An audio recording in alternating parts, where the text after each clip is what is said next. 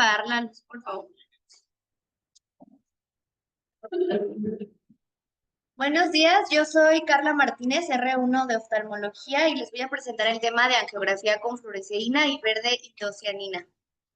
Como fellow encargada, la doctora Yanina Paternoster. Y bueno, vamos a empezar hablando de historia. En 1871, pues la fluoresceína sódica fue sintetizada por primera vez por el doctor von Paschen. En 1926, Zeiss y Nordensen crean la primera cámara de fondo de ojo. Posteriormente, en 1960, Alvis y el doctor Novorty realizan la primera angiografía en humanos y en 1969 fue un antes y un después de cómo se evaluaba la retina, ya que el doctor Donald Gass, reconocido como el padre de las enfermedades maculares, publica el Atlas de las enfermedades maculares y aquí la creación de la especialidad de retina. Y en 1980 surge la angiografía digital. Bueno, vamos a empezar con el tema. La angiografía con fluoresceína es una técnica diagnóstica que usa el colorante, en este caso la fluoresceína sódica, intravenoso u oral, para permitir una visualización dinámica de la circulación sanguínea en los vasos retinianos, coroideos e iridianos. Esta ha sido una herramienta para el diagnóstico, manejo y enfermedades de corioretinianas. Bueno, como generalidades, las propiedades fluorescentes se definen como la capacidad que tiene una molécula para emitir luz a base de una longitud de onda menor. O sea, con una longitud de onda menor vamos a hacer que ésta emita la luz que vemos en las imágenes, como las conocemos. Muy bueno, la longitud de onda que se necesita para que se excite la fluoresceína sódica es de 530 nanómetros, que es el espectro amarillo-verde. ¿Se acuerdan del espectro de luz que va cambiando según los colores? Vale, les puse fotos, una disculpa de eso. Y el objetivo de la prueba es que la fluoresceína sódica queda dentro de la luz de los vasos retinianos porque esta tiene la capacidad de unirse a proteínas plasmáticas hasta en un 80%. Y bueno, eso la hace la prueba ideal para que veamos la circulación retiniana, la arquitectura de los vasos y la situación de la barrera hematorretiniana, tanto interna como externa. Se usa para muchas patologías, la lista es muy grande, pero bueno, nos vamos a enfocar en estas 4, que serían las más importantes. La retinopatía diabética, la corioretinopatía serosa central, la enfermedad veno-oclusiva y la neovascularización de la coroide secundaria a la degeneración macular asociada a la edad. Bueno, ya por último, las características de la fluoresceína es que es una molécula de 376,7 Dalton. Este colorante se metaboliza en el hígado y en los riñones y se elimina en la orina. Es por eso que de preferencia sí es muy importante pedirle laboratoriales al paciente previamente a hacer este estudio, principalmente revisar la creatinina. La vida media de la fluoresceína es de 40 minutos y el colorante está disponible en diferentes presentaciones. Se utiliza principalmente de 2 a 3 mililitros de solución acuosa estéril al 25% o de 5 mililitros al 10%. Y bueno, como recuerdo anatomofuncional, por fines educativos y de esta clase vamos a dividir la retina en 2. En la barrera hematorretiniana interna y en la barrera hematorretiniana externa. La barrera hematorretiniana interna va a ir desde la membrana limitante interna, no sé si puedo poner como un, déjenme, ponte, ya no, ¿No se ve? La barrera hematorretiniana interna va desde la membrana limitante interna hasta la capa nuclear interna. Y la barrera, vamos a sacar todo esto va a ser la barrera hematorretiniana interna. Y la externa va a ir desde la capa plexiforme externa hasta el EPR.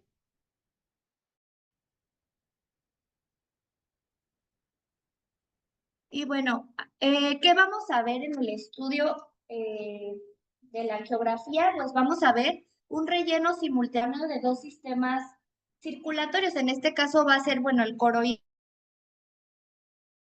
y el retículo, porque siempre va a estar íntegras las barreras hematorretinianas. Y aquí vemos una imagen en donde estamos viendo las capas de la retina y vemos cómo entra la fluoresceína desde la coroide y sube hasta la membrana interna. Y vemos que pues todo sigue como un patrón y no hay nada anormal.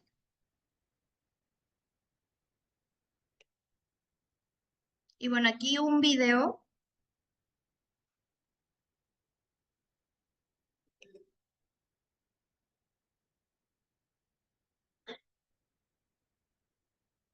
que más o menos nos va a dar una idea de cómo se realiza el estudio. Ahí se traba mucho.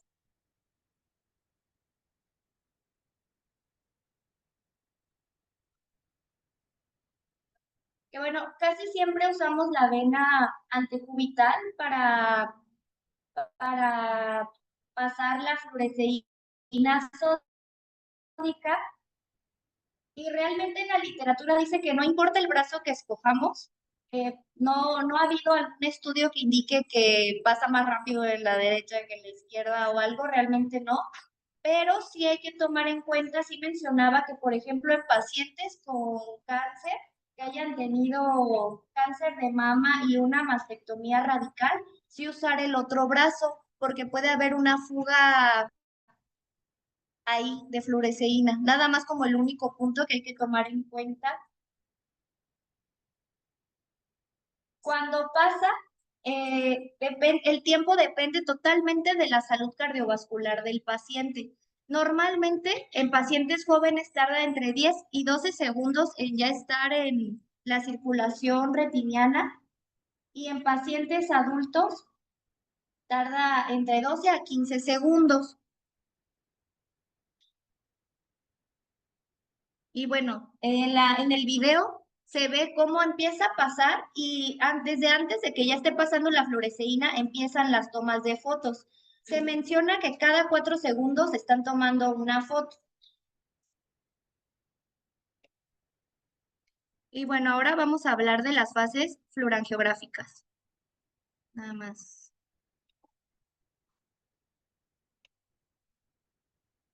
Vamos a empezar hablando de la fase coroidea.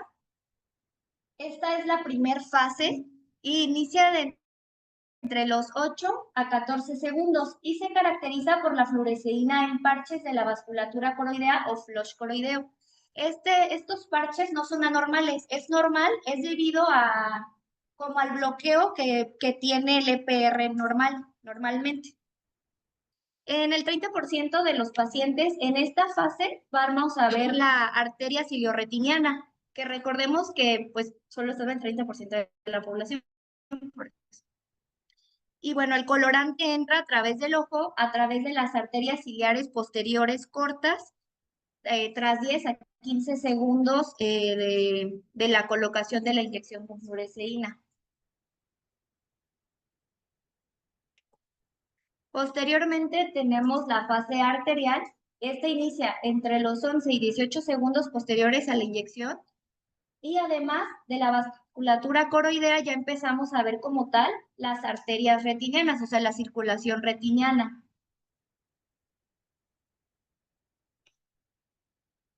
Después tenemos la fase arteriovenosa. Esta a su vez tiene tres subdivisiones. La temprana inicia entre los 15 a 18 segundos y se caracteriza por el flujo laminar en las venas retinianas.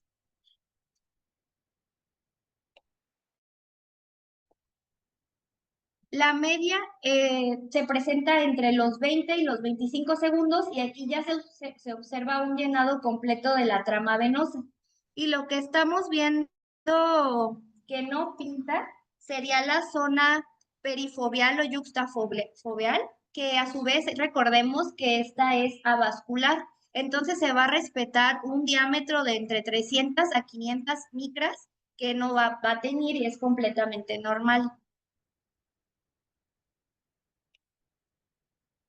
Y por último, de la fase arteriovenosa tenemos la tardía, que inicia entre los 25 y los 30 segundos y la intensidad es mayor en la trama venosa que en la arterial. La fase de la recirculación inicia a partir del segundo 30 y los vasos ya se ven completamente homogéneos.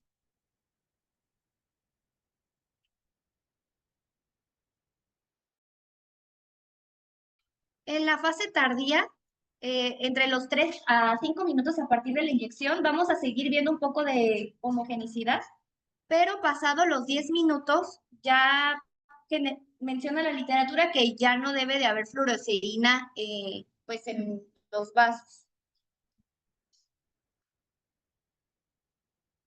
Aquí tenemos unas imágenes en donde estamos viendo un estudio normal en fase pico, que sería el arteriovenoso en el medio, o sea, división media, y bueno, toda la red tanto arterial como venosa.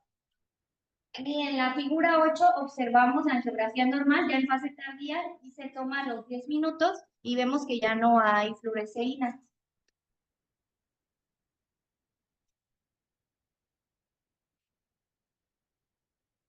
Bueno, ahora vamos a hablar de los patrones de hiperfluorescencia, que bueno, ya vamos a ver patrones de anormalidad.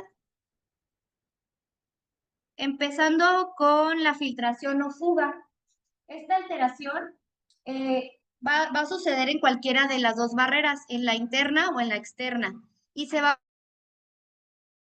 a producir por el escape de la fluoresceína y en donde se va a acumular. Aquí vamos a ver una imagen de otra vez las capas de la retina y ponen un ejemplo que se está fugando en la barrera hematorretiniana interna.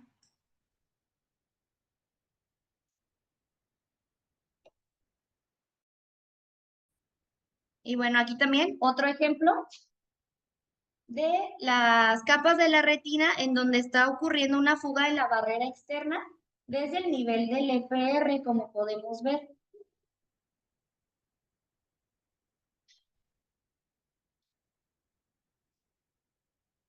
Casi siempre las fugas retinianas aparecen en tiempo arteriovenoso tardío. Y a continuación un ejemplo de cómo se va a ver la fuga en un paciente pues real. Esta es una fuga de un paciente con retinopatía proliferativa por diagnóstico de drepanocitosis. Estamos viendo una angiografía con fluoresceína en donde empezamos a ver del lado temporal la fuga y posteriormente, como hay fuga, se produce un acúmulo. También es un patrón de hiperfluorescencia que vamos a ver ahorita más adelante. Pero todo va de la mano. Es decir, si hay fuga, pues se va a producir también un acúmulo. O sea, va a tener como secuencia, pero todos son patrones de hiperfluorescencia. Bueno, y ahí tenemos el acúmulo, que pues es más la acumulación de la fluoresceína en un espacio anatómicamente definido y se caracteriza por hiperfluorescencia desde inicio temprano.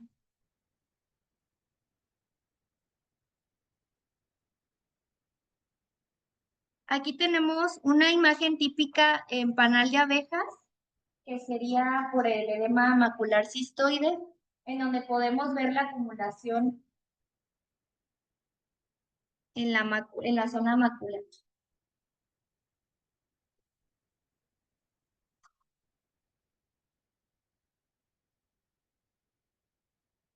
Otro patrón que tenemos es la tinción y esta se debe a la entrada y retención de la fluoresceína en un tejido sólido. Esta, la característica para diferenciarla, por ejemplo, con el acúmulo, es que los bordes siempre se respetan. Entonces, la tinción siempre va a teñir, por ejemplo, en una cicatriz o en un tejido fibroso.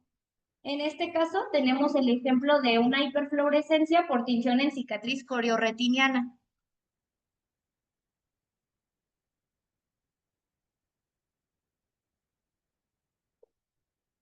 También tenemos el fenómeno de hiperfluorescencia que se llama transmisión o, dependiendo la literatura, le llaman efecto de ventana, pero es lo mismo.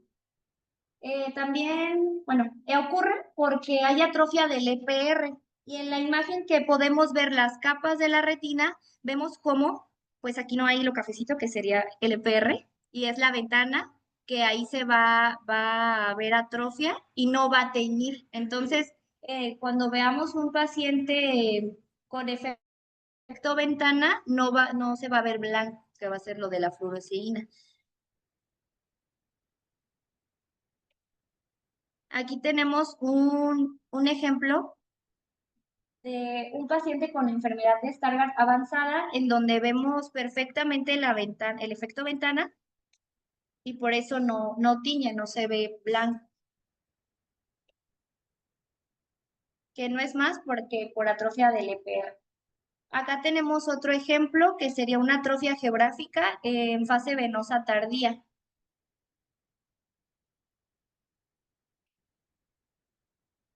Ahora bien, vamos con los fenómenos hipofluorescentes. El primer que vamos a tener va a ser el defecto de llenado. Esta se debe a la falta de vasculatura, de perfusión vascular en enfermedades hipóxicas de la retina, como lo podemos ver con la retinopatía diabética. Aquí tenemos una imagen de campo ultra amplio de una angiografía con fluoresceína, en donde vemos una oclusión de la vena hemirretiniana inferior en fase tardía. Aquí podemos ver donde ya no tiñe porque hay atrofia y pues no se ve la fluoresceína.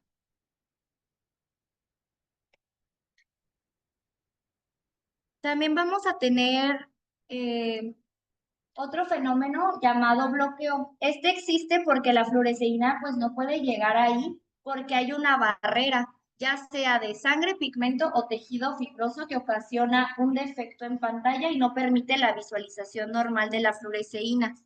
En este caso, el ejemplo lo ponen en diferentes niveles de la capa de la retina. ¿Por qué? Porque como puede ser sangre o pigmento, por ejemplo, pigmento, porque pensamos puede ser algo en el EPR, pues sangre en cualquiera de las capas de la retina. Entonces, pues no, por eso lo ponen como en diferentes, dependiendo de la patología. Aquí una imagen de bloqueo de una angiografía con fluoresceína en una paciente con telangiectasias maculares idiopáticas.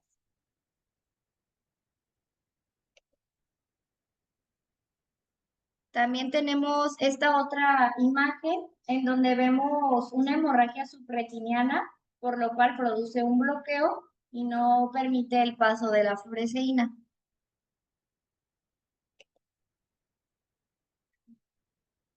También hay que tomar en cuenta las reacciones adversas de este estudio.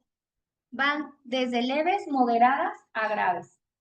De hecho, la academia menciona que siempre que va a haber un lugar donde hagan este tipo de estudios, siempre tiene que haber tanto personal capacitado para empezar RCP en caso de que llegue a haber algo muy grave y también tener siempre un carro rojo. Las leves van desde náuseas, vómitos, urticaria, que sería como una alergia también leve, hasta graves, en donde puede haber un paro cardíaco, convulsiones.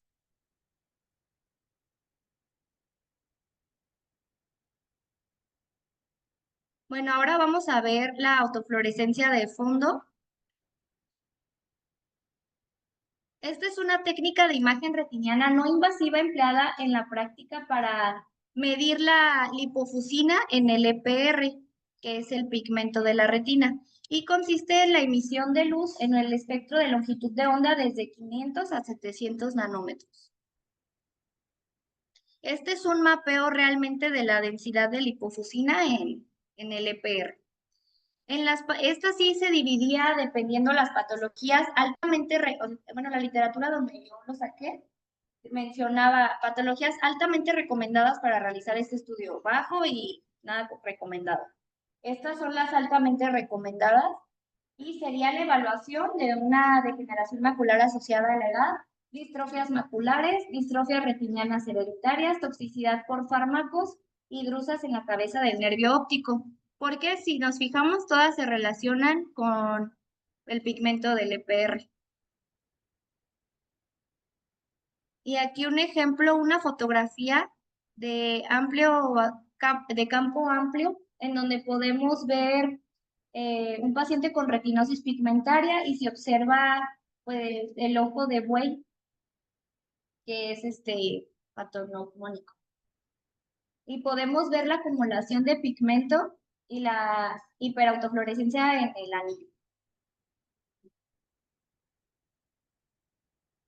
Realmente de esto no encontré mucho en la literatura, como que no lo describen tanto de, por ejemplo, técnica y todo como las técnicas de angiografía con fluoresceína o con verde indocianina, perdón.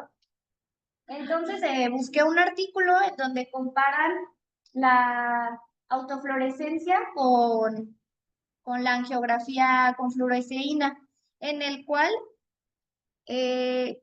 mencionan que es casi igual o mejor en ciertas patologías, obviamente.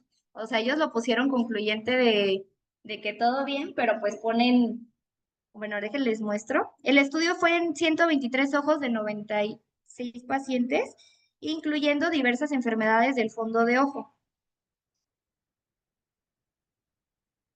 Los resultados fue que fue igual o mejor, pero lo describen de uno por uno en las enfermedades. Por ejemplo, en el edema macular, solo el 68, que es un poquito mejor que la angiografía con fluoresceína.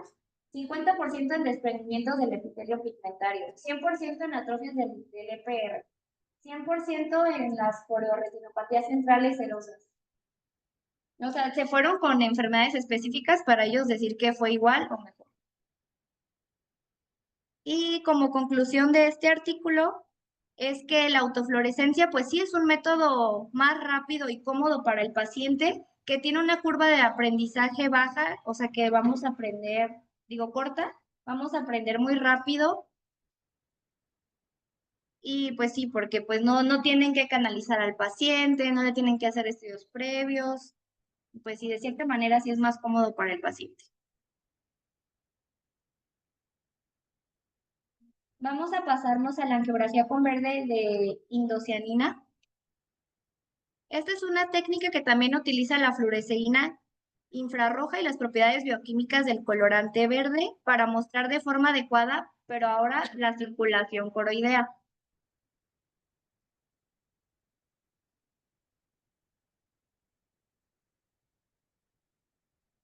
Las propiedades del verde de indocianina es que el peso molecular es mayor que la de la fluoresceína sódica. Esta es de 775 kilodaltons.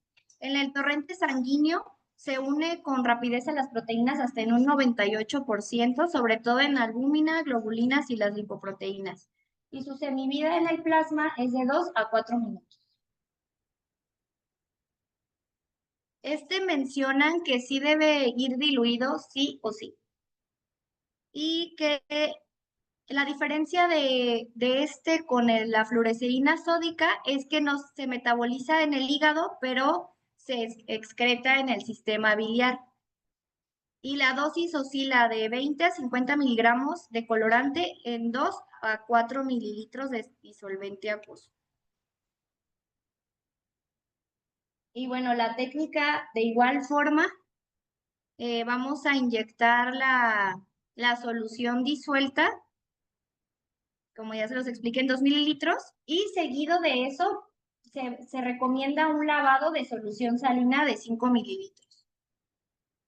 Las moléculas absorben la luz y emiten la longitud de onda con un pico de 835 nanómetros usando un láser de diodo infrarrojo. ¿Cuándo se solicita este estudio? Pues lo mencionan como una prueba complementaria de la angiografía con fluoresceína sódica. Realmente no es como que vas a pedir primero este y ya luego pides otro estudio en caso de que fuera no concluyente.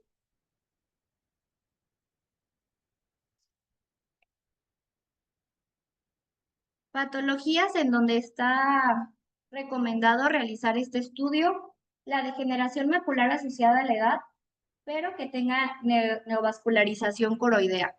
Desprendimiento seroso del epitelio pigmentario, vasculopatía coroidea policoidea, proliferación angiomatosa retiniana y valoración de la hemorragia macular.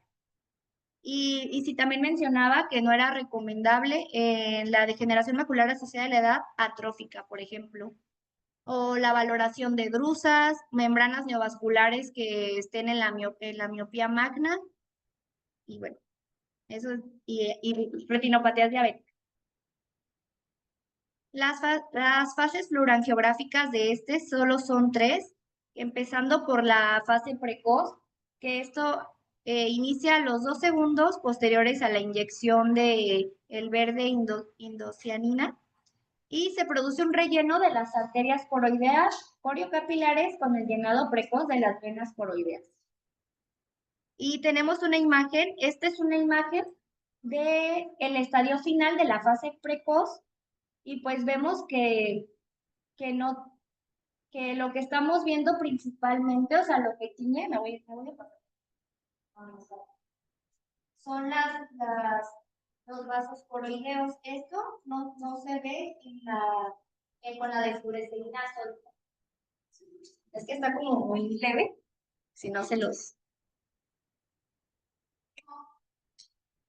La fase media sucede después de la inyección a los 3 a 15 minutos posteriores y se caracteriza por la atenuación continua de los vasos coroideos y retinianos.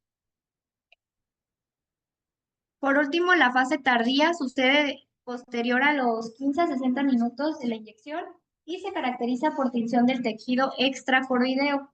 En esta fase no se ven vasos de la retina. Aquí tenemos una imagen en donde es más claro la vasculatura coroidea y es una angiografía con un paciente con atrofia grave del EPR.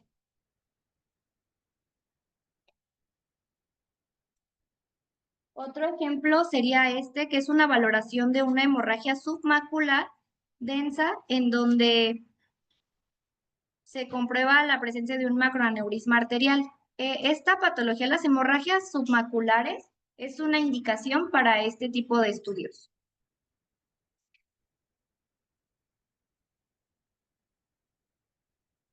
Esta imagen me gustó porque es el mismo paciente y esta imagen es con la fluoresceína sódica y la imagen B es con la verde indocianina, en donde podemos ver claramente en qué se van a fijar los dos. Por ejemplo, en la A vemos principalmente las arterias retinianas, en el B es la red de la circulación coroidea.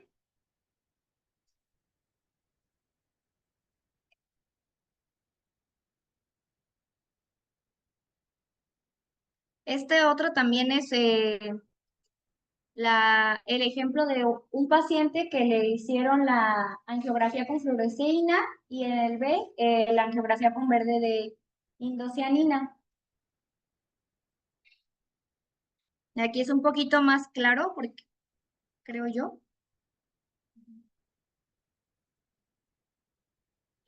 Y bueno, eso sería pues todo de mi parte.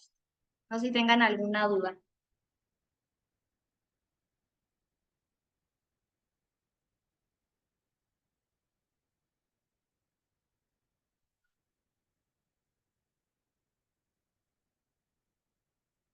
La angiografía con fluoresceína, pues es un estudio que te permite evaluar la circulación retiniana y la circulación coroidea, ¿no? Aunque para eso o más específico es el verde indocianina.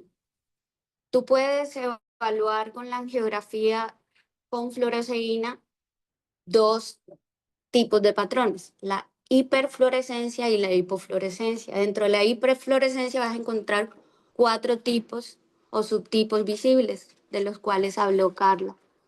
Está el pooling o acumulación, ¿ok? Está la fuga también y el defecto ventana. El otro, pues, es asociado a la alteración en la circulación como tal y no tiene sino un defecto circulatorio, por así decirlo. ¿Ok? Y en la de hipofluorescencia, pues está los otros 2 patrones, ya Carlita habló de ellos. ¿Qué es importante aquí saber en la angiografía fluoresceínica? Pues básicamente cuando tengas un paciente que tenga alteraciones en el área macular que no sean tan marcados o tan visibles, puede identificarte las áreas de fuga o las membranas neovasculares. ¿Ok? Eso es uno.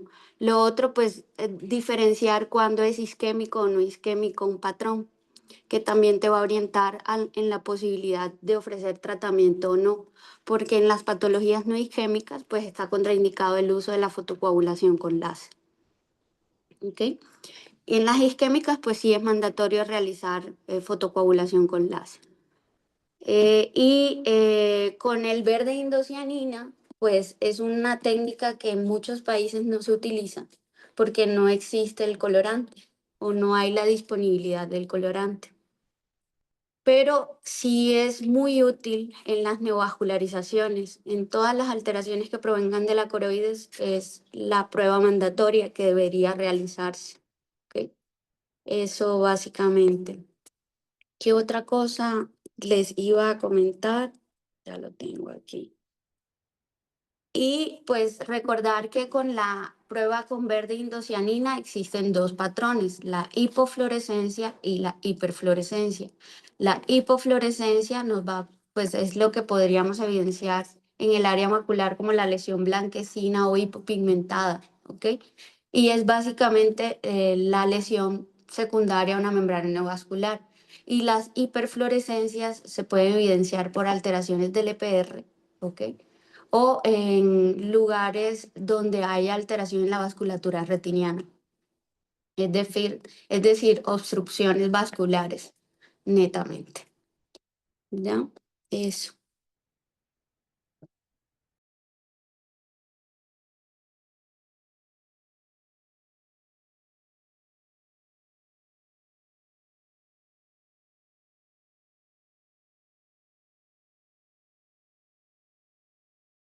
Indicado en pacientes alérgicos al yodo. Sí, la prueba. Mencionar, pero pues es importante en tu historia clínica y si sabes que vas a mandar a un paciente a hacer un estudio, puedes recordar. Y no hay contraindicación para los pacientes renales que están en hemodiálisis. O sea, realmente la fluoresceína tú la puedes inyectar y si el paciente va a ir a hemodiálisis no hay ningún problema. O sea, realmente no tiene una contraindicación absoluta en el paciente que esté en falla renal, no. ¿Ok? O que esté con terapia de sustitución renal, más específico. ¿Ok? Y en el verde indocianina sí está contraindicado en los pacientes que tengan hepatopatías. ¿Ok? Ya sea obstrucción de la vía biliar, carcinoma hepático o alguna enfermedad de estas de origen genético que afectan la funcionalidad hepática.